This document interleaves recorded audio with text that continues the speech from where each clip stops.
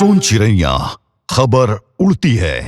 पाकिस्तान के खिलाफ ऑपरेशन सिंदूर में जिस एंटी एयरक्राफ्ट गन L-70 ने अपने अचूक निशाने से दुश्मन के मंसूबों को नाकाम किया, वे भारत की ऑर्डिनेंस फैक्ट्री खमरिया यानी OFK का ही गौरवशाली उत्पादन है। ये गन अपने एडवांस वर्जन में भारतीय सेना की ताकत बन चुकी है।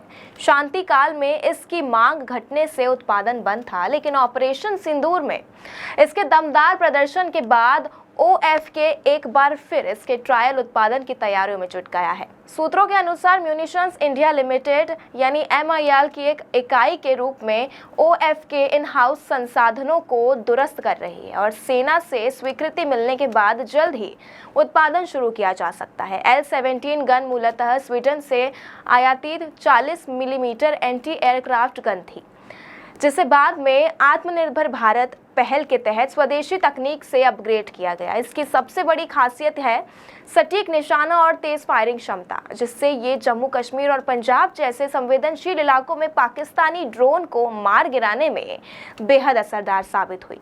ये गन भारतीय सेना और वायुसेना की निम्न ऊंचाई रक्षा प्रणाली यानी लो एल्टीट्यूड एयर डिफेंस का एक मजबूत स्तंभ है। 1960 के दशक में इसे पहली बार स्वीडन से आयात किया गया और फिर इसका निर्माण ऑर्डिनेंस फैक्ट्री बोर्ड यानी OFB को सौंपा गया। ऑपरेशन सिंदूर में L-70 के साथ ही OFK द्वारा निर्मित एरियल बमों ने भी महत्वपूर्ण भूमिका निभाई। मिराज और सुखोई जैसे लड़ाकू विमानों से छोड़े गए 250 किग्रा और 450 किग्रा और 1000 पाउंडर बम दुश्मन पर कहर बनकर टूटे। ये बम न केवल लक्ष्य पर सटीक बैठे बल्कि भारतीय वायु शक्ति की ताकत का भी प्रतीक बने।